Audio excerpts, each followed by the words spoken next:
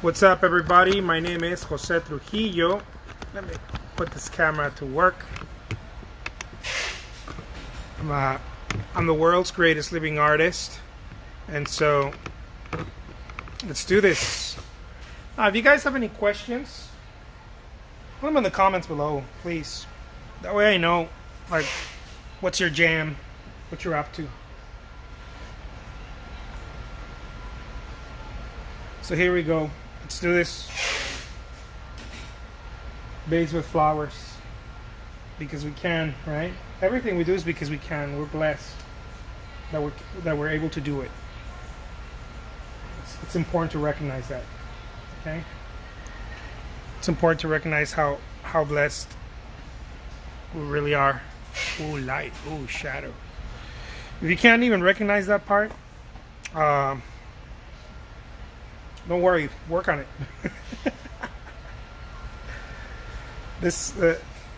I want to tell you guys a little something Zen about painting. I call it Zen. I don't even know if it's Zen. I might just be posing. But here's the thing, guys. Never try to finish something when it comes to painting. Never use, how can I explain this better? Never use anything as a stepping stone to get somewhere else in painting. Probably in life, but I'm talking about painting here.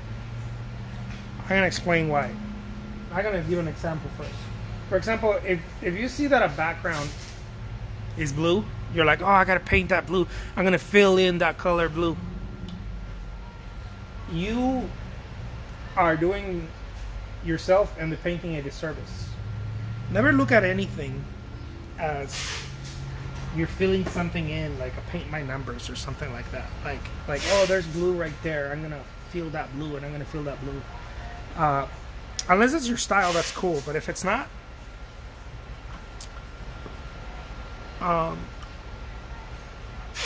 nothing should ever be filled. If this makes any sense. You should always work on everything. Never treat anything as it's going to be filled. Okay? Everything deserves a pedestal, a spotlight. Whether it's a flower, whatever it is, it all deserves attention. It doesn't matter if it's a little bit of attention, a lot of attention, whatever. It all deserves attention. So be very careful when you are painting to not use anything as oh, I gotta paint the background on that, or oh, I gotta finish that face. No, you don't. You're lucky that you have to work on that, or that you're able to work on that.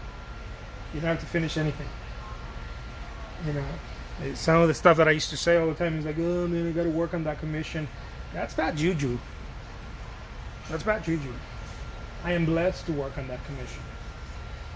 I get to choose, and I'm blessed to be able to work on that commission, or whatever it is. All right? Because it's a blessing, guys, to be able to do this, especially if you're able to do it full-time or part-time or just for fun. I mean, imagine you're able to do it just for fun. How cool is that? If you're super lucky like me, you're able to do it full-time. But it doesn't matter. It's the same. It's super fun. It's super awesome. Es mucho bueno, muchachos. Muchaches. Es mucho bueno. So here's something that I've learned about painting. Something a little something extra. Okay. A lot of people have this talk about not feeling inspired or being out of inspiration and feeling like you can't paint. And look, guys, I'm gonna tell you what that is, okay? Because I know what it is. I've drank from that nasty Kool-Aid before. That's fear, guys. It's just fear.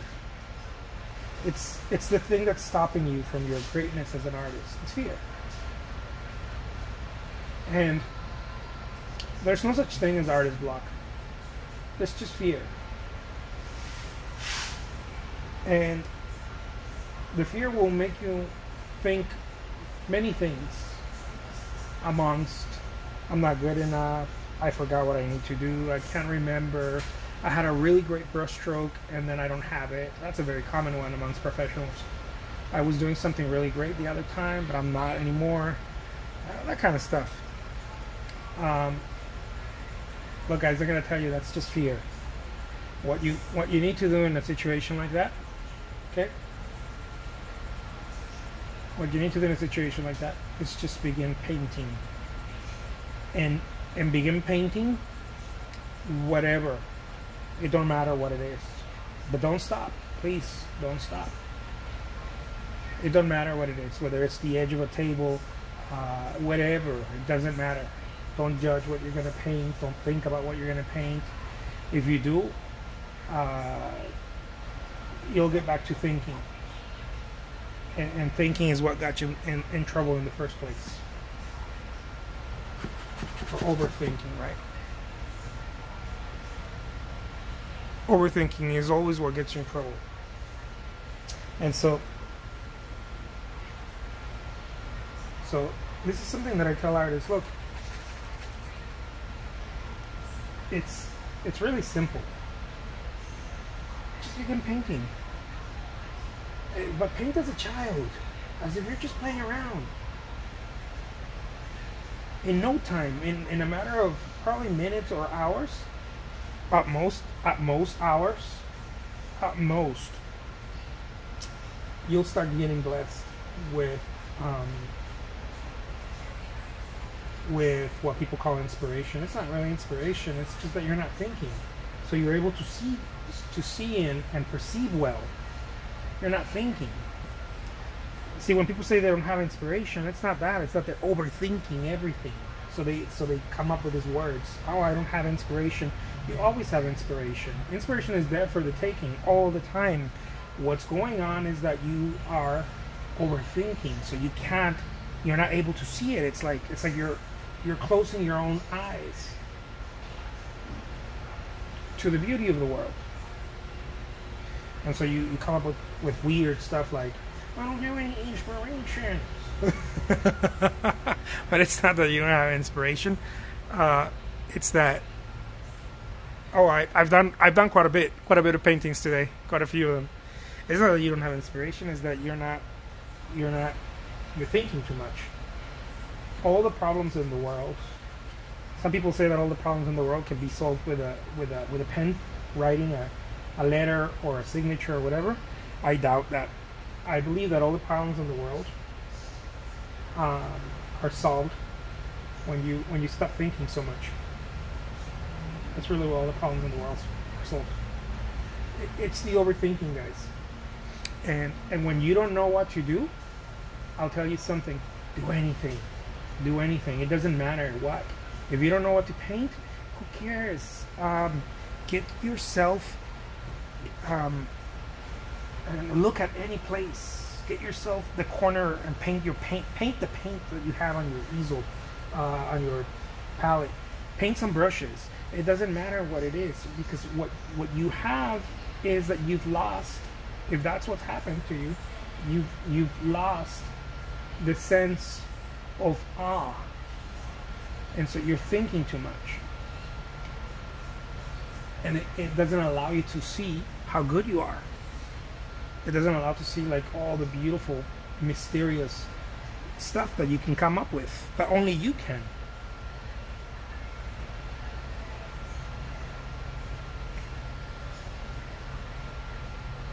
Look at that. Mucho bueno.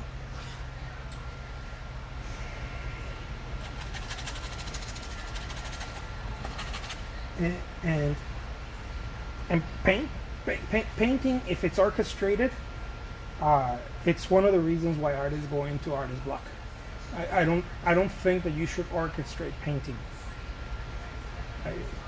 If you truly want to go above and beyond in your career, I think that painting should never be orchestrated.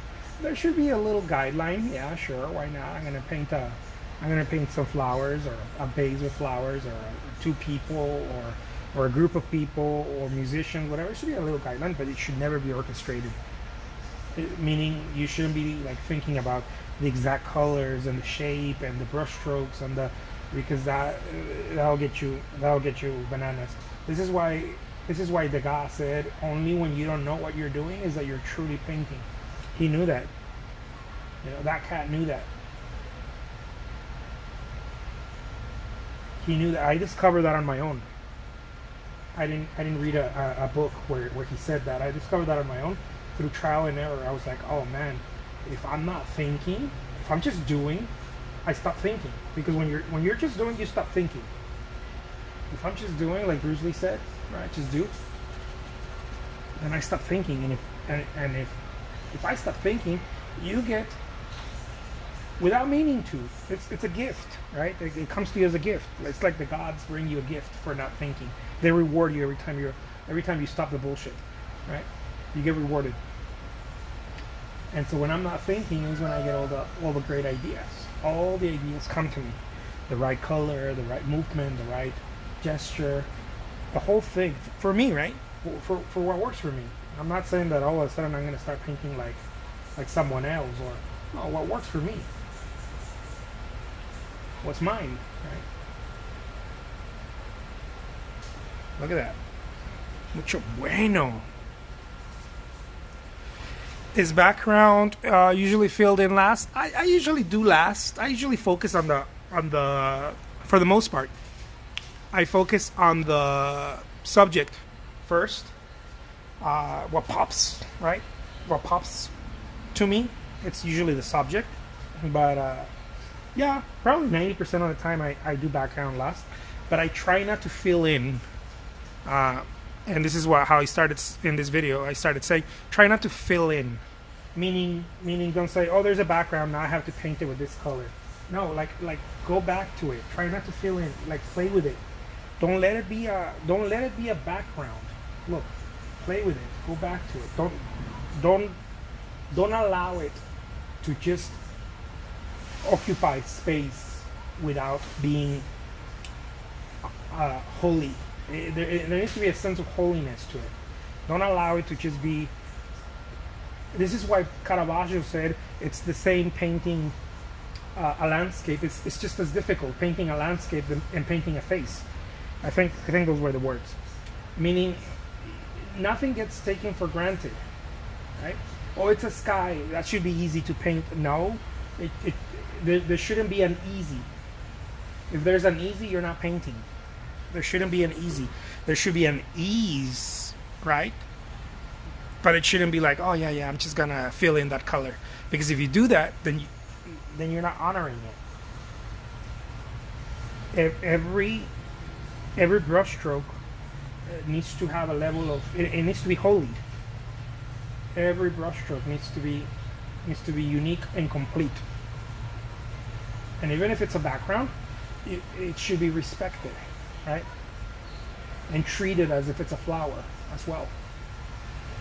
A background should be treated as if it's a flower.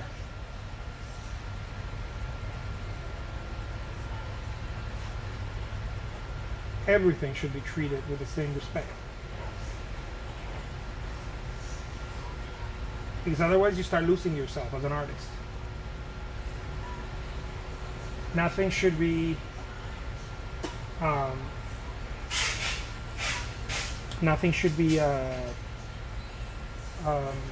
rehearsed, because then you're not painting anymore. It should never be rehearsed. It should never be like the same thing, like, oh well, I'm gonna do this again. It should never be rehearsed.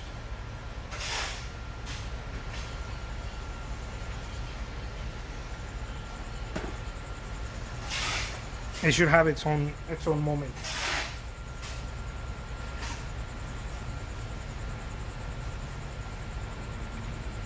So thank you, everybody. Thank you so much for joining me on this little segment right here. My name is Jose Trujillo. I'm the world's greatest living artist, and you guys witnessed one of my painting sessions live here. By the way, if you like what you saw here, I'm going to auction this painting on eBay, and the auction is going to start at 99 cents. So go check it out when you get a chance.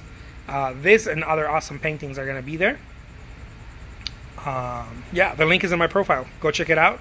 If you don't see the link, you should see the link because you're on Instagram. So just go to my profile and you'll see the link, and it'll be cool. I promise. I pinky swear. I pinky swear. Look at that. Thank you so much, Gallery of Places. Thank you. I appreciate that.